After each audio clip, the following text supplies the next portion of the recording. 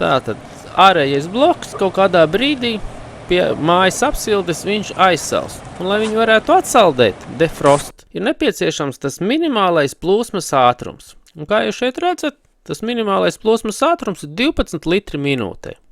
Lai to panātu, kā es iepriekš minēju, tad kaut kādam daudzumam šī šķidruma ir jātek caur silto grīdu cilpām, tātad sasumējot. Bet, ja mēs, piemēram, situācijā izdomājam kādu no telpām atslēgt, vai viņus nav vajadzīga, vai mēs negribam tik lielu siltumu kādā no telpām, tātad mēs aizgriezīsim vārstus, katras cilpas vārstus ciet, un rezultātā šis minimālais plūsmas ātrums kopējais siltums sūknis, ko veic cirkulācijas sūknis, viņš būs mazāks nekā noteiktie 12 litri. Un tas mums novedīs pie tā, ka atkausēšana nenotiksies ārējā bloka un siltumsūknis atslēgsies.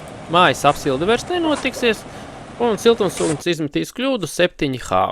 Modelēšu vēl vienu situāciju. Tad, kad es nesildu visu māju, es gribu, lai man tiek apsildīts tikai 2 vannas istabas, kas man ir mājā. Un šī gadījumā visas pārējās cilpas es būšu aiztaisījis ciet, un, protams, es nevarēšu sasniegt šos 12 litrus. Lai to visu izdarītu, un tomēr tie 12 litri būtu, tieši tāpēc ir nepieciešams šis pārspiediena apiešanas vārsts. Man šāds vārsts nebija, un tāpēc šīs vasaras laikā šo vārstu tādu saorganizēju, un viņš man tika uzstādīt.